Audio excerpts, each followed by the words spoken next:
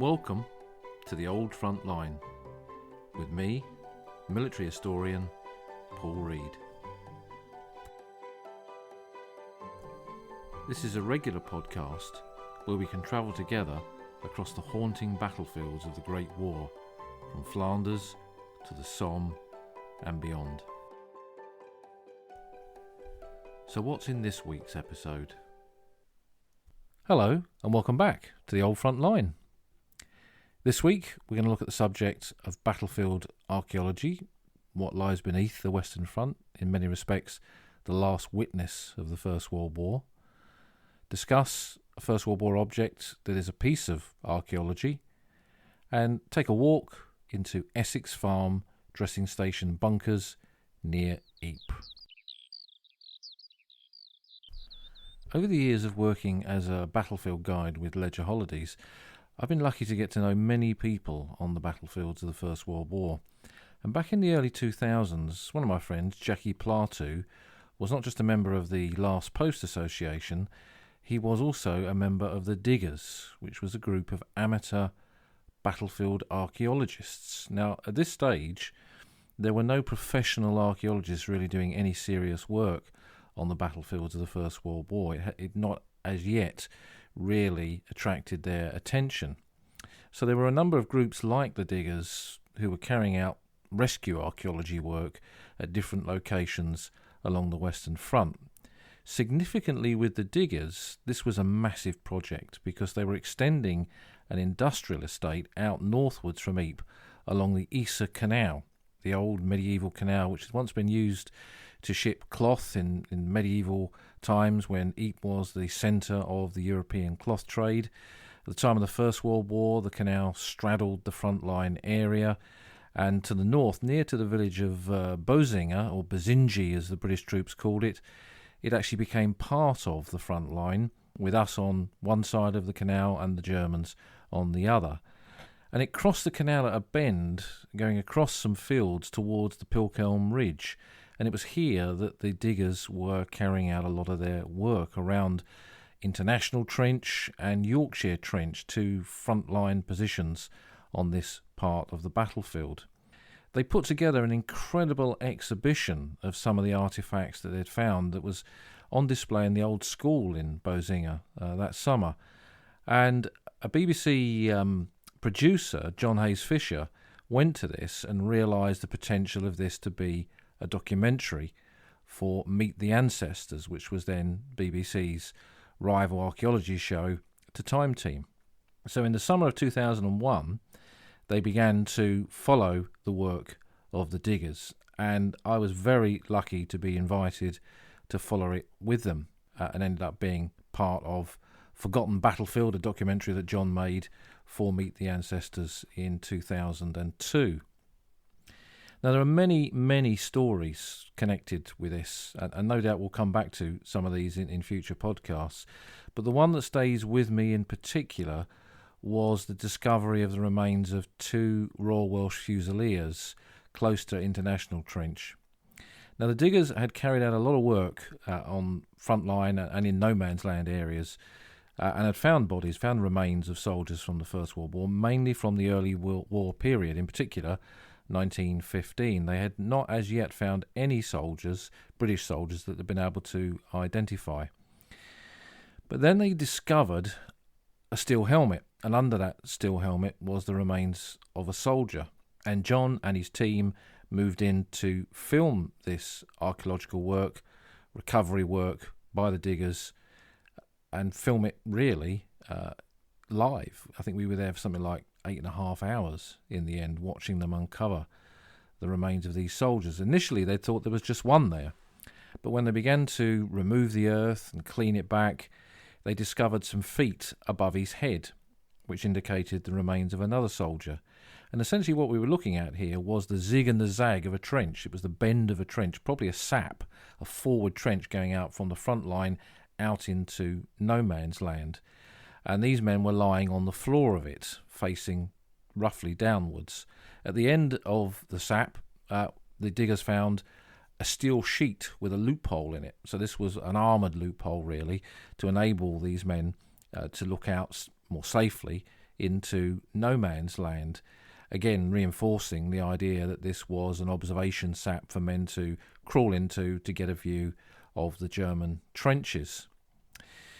The bodies were skeletal, but with them was the full equipment carried by these men. No weapons, which again would not be unusual for men crawling forward into a sap to observe.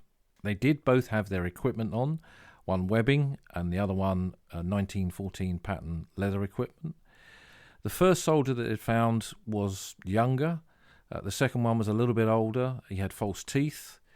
Both of them were wearing their gas mask, which when we were looking at this and commenting on it, it was quite apparent that this incident that had led to their deaths had taken part during a gas attack. And the soldier who was at the far end of the sap had his arms slightly clasped together, and when they pulled back part of this to clean it, underneath was the remains of one of his identity discs, a private purchase aluminium disc, not the standard dog tags that were worn around the neck of a soldier. These don't survive that long in the ground, but this was an aluminium tag, privately purchased, worn round his wrists. I'll put a picture of one of these up on the Twitter feed so you can see what I'm talking about. We'll come back to that in a minute. But during the excavation, they found with these men not just their military equipment, but their personal effects as well. And the older soldier at the far end of the sap had a very, very ornate snuff box, a Victorian snuff box with almost like an Art Deco lid to it. And the snuff was incredibly still inside. There was also the remains of a little leather wallet, which was his purse, basically, with his coins in. And there were British coins and there were French silver francs. And he'd kept those as a souvenir, one for every year of the war that he'd participated in. So there was one for 1914, probably indicating that he was an original volunteer. There was one for 1915, 16 and 17. And that gave us a bit of a clue to the potential time frame of when these men may have died. Now, the regimental insignia with them was the shoulder titles of the Royal Welsh Fusiliers. But we found in both cases, both men had their cap badge in their left tunic pocket, or where that would have been. So there was the cap badge of the Royal Welsh Fusiliers there as well, further reinforcing which regiment it was. And we knew that these were men likely to be part of the 38th Welsh Division, which was a Kitchener's Army division and volunteer division formed in 1914 of recruits from Wales that had fought on the Somme at Mametz Wood in 1916, and then had moved up to Ypres and occupied this canal bank sector north of Ypres along the Yser Canal in the 6 months or so leading up to the Third Battle of Ypres in 1917. So this immediately made us think that these were men killed sometime in that time frame, from early 1917, from about the time of the minting of this 1917 coin, up to possibly even including the actual attack on the 31st of July 1917. So we were hopeful possibly that these men might be identified, particularly with the discovery of the identity disc. Now, the policy for the retrieval of human remains at that particular time was a little bit grey, to say the least. And for the diggers, when they found artefacts with a body, initially they were handed over to the Belgian police. The Belgian police then hung on to these artefacts to keep them safe, and they were then transferred to the care of the Commonwealth War Graves Commission to help in the identification process prior to reburial. But nothing, unfortunately, was stored in a proper way. Now, this is no criticism of the police or the commission or anyone, really. It was in its infancy, battlefield archaeology then, and mistakes by everyone were made. Mistakes that are no longer happening, I'm pleased to say, on the battlefields now. So what it meant was this very fragile identity disc, where you couldn't quite read with the naked eye any of the details, but with a bit of sonic cleaning or other process, the details almost certainly would have been able to be extracted from it. By the time it was stored and then moved on, sadly, it had deteriorated to the point where it was just dust. So despite looking through battalion war diaries, and despite looking at soldiers died and various other sources to try and work out who these men may have been, it just wasn't possible. And the diggers were upset with this because they had hoped with these later burials and with the discovery of this identity disc that they may have identified who these men were. Now, although they remained unknown, they were still afforded a proper burial. These two Royal Welsh Fusiliers, along with many of the other men found by the diggers at Boesinger, were reburied in Cement House Cemetery near Langemark, and they have what is in effect their own little special plot there of men recovered from that battlefield by the diggers. As you come into the cemetery at Cement House, if you go to your left to the far end, there is a plot at a slightly different angle to the others, and that's where you will find these graves. And the two Royal Welsh Fusiliers are buried as unknown soldiers of the Royal Welsh Fusiliers, so it's very easy to pick out who they are. It was an incredible moment for me because I remember sitting there. It was a summer. It was a very warm summer's evening as they were working on the final stages of the excavation. And I remember thinking, and I remember saying to Jackie Platou and Aurel Sakou, two of the diggers, that whoever these men's relatives were tonight, they were sitting at home having their tea, and they didn't know that we'd just found their next of kin. We really had hoped to finally pass on the story of a loved one who'd fallen in Flanders fields to a family, but it just wasn't then possible. Since that time, of course, archaeology, battlefield archaeology, has moved on greatly. The work that's been done in recent years to recover and identify the dead has really been quite incredible, and I've been lucky to work again with many archaeologists.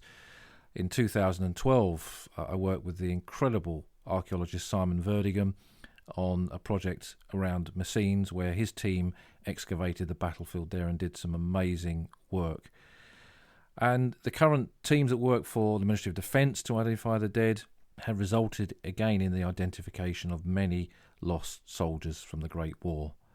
To me, it's one of the legacies of the First World War, and there are many, that the burial of the dead is not a closed book.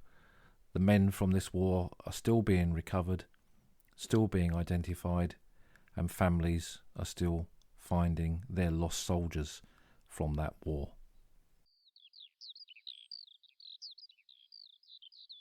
This is the part of the Old Front Line where we look at a First World War object. And I thought to link into the discussion of battlefield archaeology that we've just had in this podcast, I'd have a look at this piece of chalk that I've got in front of me now. Now, I didn't find this myself. My old friend Yves Foucault, who lived in Pozières, which I had mentioned in the previous podcast, he was the Commonwealth War Graves Commission gardener who had an incredible collection of battlefield artefacts found over many years. He had a friend who did a very similar sort of thing, walked the fields of the Marne, actually in the Champagne battlefields of the First World War, near a place called Massige. And they used to swap things regularly, and Yves came back from his friend's house one weekend with a little basket of pieces of chalk that had been recovered from a collapsed quarry. And this had been an underground quarry where German soldiers had sheltered during the First World War, and they'd covered the walls of this quarry in graffiti. And prior to its demolition, effectively, destruction, clearance, it was accessed by local collectors who picked up some of the fragments, and this is one of them. And it's a small piece of chalk.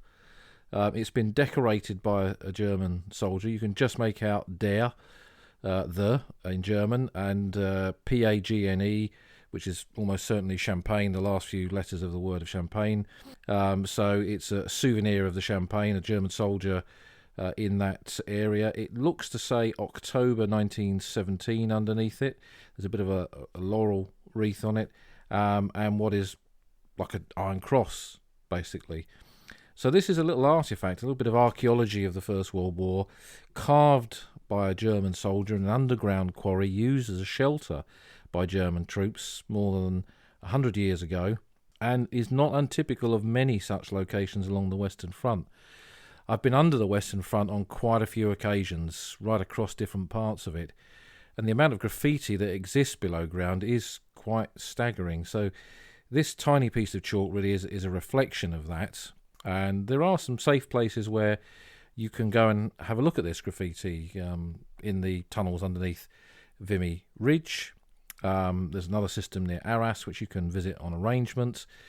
And pretty much every house on the Somme in the back areas of the Somme that has a cellar has this on. I remember going in one in the village of Auchanvillers on the Somme. Not Avril Williams' cellar, this is another cellar in the village, which was part of a dressing station, and the walls of that were absolutely covered in British names and graffiti from the First World War. So wherever soldiers of the Great War were, they left their mark, whether that's on buildings, in underground quarries, in cellars. And that important, really, archaeology of the First World War helps us tell the story of that war through the men who were there. Sadly, the author, if you like, of this little bit of graffiti remains anonymous. A German soldier, Fritz, an unknown soldier of the Great War. But somehow he speaks for them all.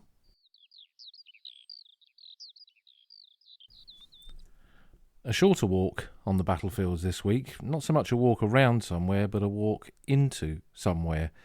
We're just outside the city of Ypres in Flanders, alongside the Ypres Canal, and we're going into Essex Farm. Now, not Essex Farm, the cemetery, we might come back and have a look at that another day, but the Essex Farm bunkers, which many, many people visit on trips to the battlefields. The Ypres Canal was the old medieval canal that used to once ship cloth when Ypres was the centre of the European cloth trade. And at the time of the First World War, for much of its length, running north from Ypres, it was just behind the British or French front line. The canal bank was raised. This was the spoil from when the canal was originally dug, and we tunnelled into it. We had dugouts and gun positions and dressing stations. There were a number of them built in 1915 while the Second Battle of Ypres was raging across the canal, up across beyond, on top of the Pilkelm Ridge. And these early dressing stations and early constructions that were here were timber frames. The war poet John McCrae, who was here with the Canadian Expeditionary Force in May 1915, this is the spot where he wrote the now immortal poem In Flanders Fields. When he was here, this was not a concrete bunker system, it was a wooden structure. In 1916, when it was clear that the front lines were not going to move for a while, the British were very reluctant to build concrete structures in the war. Our policy was largely an offensive one, and bunkers were a defensive technology, really, so we didn't do it as often as the Germans did. But in this sector, when it was clear that the front lines were not going to move for a while, a whole load of infrastructure was put in, of which dressing station bunkers were all a part of that. There was one down the road at Duhallow, where Duhallow ADS Cemetery is now, and then one constructed here by the Royal Engineers and used and indeed mentioned in the history of the 39th Division medical units via Ypres, for example. Now, the bunkers that we see today, there's a lot of misinformation about these bunkers, a lot of misconceptions in many respects. What we're looking here is part of the active section of the dressing station, although as you come into the site, now on a little cobbled path, you go across a little bridge. When I first used to come here in the 80s, the farmer here didn't really want visitors to these bunkers, so he'd flooded the area by tapping off the little beak, the stream that runs along here, and he'd flooded it. Now, that was quite understandable then, because very few visitors came here. I'm sure having these constructions on your land was a bit of a pain. Eventually, the city of Ypres purchased this ground, and it's now permanently preserved. But as you come into it now, you go down the slightly little ramped access to the bunker, and there's the first area on your right. Now, the roof has moved over the years. This is not so much the result of bombardments, but the natural movement of the earth above. But the first section is an officer's mess, and this is quite a wide room, and then we come to a narrow one, and there are a few of these. The first one was a ward for walking cases. So when men walking wounded brought back from the frontline area towards the Pilkelm Ridge, there were bridges across the canal, which is at the back of where this bunker is, so you could easily get across. The walking wounded would come in with slight wounds that possibly could be patched up here, and they could then be returned to unit, or if they were more serious wounds, they'd be sent off to a casualty clearing station where their wounds could be properly dressed and treated. But for many of these men, they didn't require stretchers, which is why there's not a lot of space in there. You could treat them standing up. There's thick walls, the bunker protects them, and this serves its purpose. Coming out and moving to the next room, which is wide again, this is where stretcher cases were brought. And the idea was the bunker would obviously give them some protection as to what was going on outside with bombardments or gas attacks. And if you look at all of the entrances to this, you'll see a slightly triangular shaped angled section of concrete, and if you look to the top of it, there's a little indent above the door frame, and that's where a rolled up gas blanket would have been, and the angled entrances were runners basically for the gas blanket to be pulled down very rapidly to seal the bunker off, to make it semi or if not totally gas proof to what was going on outside. So this was the stretcher cases area. The next narrow section of the bunker was latrines. Men need to go to the toilet, and that facility was put in there. And then it moves on to a wider room again, which was a dressing room where wounds could be dressed and cleaned. Men would come from the front line absolutely filthy. Wounds infected with soil and detritus were obviously the ones that could get more serious, because bacteria, potentially fatal infection would build up, and these men could die of their wounds. The next little narrow area is a mess kitchen area where food could be prepared for not just potentially the patients that were there, although rarely they would be here long enough to be fed, but more likely for the medical officers and the Royal Army Medical Corps orderlies that were working in the dressing station. And then the final room at the far end, that is for men awaiting evacuation. Because the whole process here, this was part of what we now call a triage process, where men were brought in, their wounds were cleaned, assessed, redressed, and then it was then decided what they would do with them. Could they be treated here and then returned to their battalion, or did they require movement on to the next medical facility, in this case a casualty clearing station, where you pull up now in your car or in your coach or your minibus. There was like a little cab rank of ambulances waiting there to take men to the CCS, the casualty clearing station. Sometimes these were horse-drawn ambulances, sometimes they were motorised ambulances, and the road almost directly opposite that is the route they took towards places like Elverdinge or even further afield to the casualty clearing stations that were in that area. So Essex Farm was part of that vital link in the medical evacuation chain. From the front line, where the battalion medical officer and the stretcher bearers have a regimental aid post to pick up the wounded there, they would then evacuate the wounded to a dressing station like this for treatment here, for reassessment, and then the dressing station here at Essex Farm would then move these men onto a casualty clearing station for further treatment there, and then beyond that there were base hospitals, general hospitals on the coast, and beyond that, of course, Blighty, Britain itself. So the bunker really, it's an important part of our understanding of the medical side of the First World War. It is in itself a piece of battlefield archaeology, a survivor of the Great War, and it's great that it's now preserved and accessible, and well worth a visit if you go there. It was a major attraction, if that's the word, or certainly of interest to battlefield tourists in the immediate post-war period, in the interwar period. And you see this with the amount of graffiti that is on the walls in there of people that visited during that time, having left their name and sometimes their address and the unit they were with. So when we visit today, we're not the first visitors here. Aside from the men who served here, veterans, families who returned in that interwar period came here in great numbers. That Great War pilgrimage to sites like this continues. That's it for another episode of The Old Front Line. I hope you found this week's content of interest. What I'll do, as I did with the whistle last week, don't worry, I'm not about to blow it again, I'll put some pictures up on Twitter. I'll start a little thread with some associated images connected to what we've looked at during the course of this week's podcast. So we'll have a photograph from the archaeology that the diggers did at Bozinger, an image of the little bit of chalk the German soldier had carved from the Champagne, and some photographs that I've got, some wartime and just post-war ones of Essex Farm and a plan of the dressing station so you can see what the layout of it was during the war. They'll be on my Twitter feed at Somcore under the hashtag #OldFrontLine. Next week, we're going to return to the Somme for a much longer battlefield walk, where we're going to go from the village of Auchenvilliers, Ocean Villas, up the old Beaumont Road and on to the Hawthorne Ridge in front of the Hawthorne mine crater. And we'll look at the two ends of the Battle of the Somme in that area, the 1st of July and the 13th of November, and visit one of the smaller comrade cemeteries of the Somme, Hawthorne Ridge number 1. So that's next week. See you then. Thank you for listening to this episode of The Old Front Line with me, military historian Paul Reed.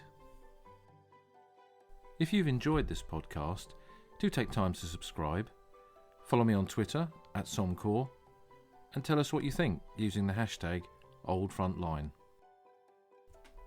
I look forward to seeing you again along the Old Front Line.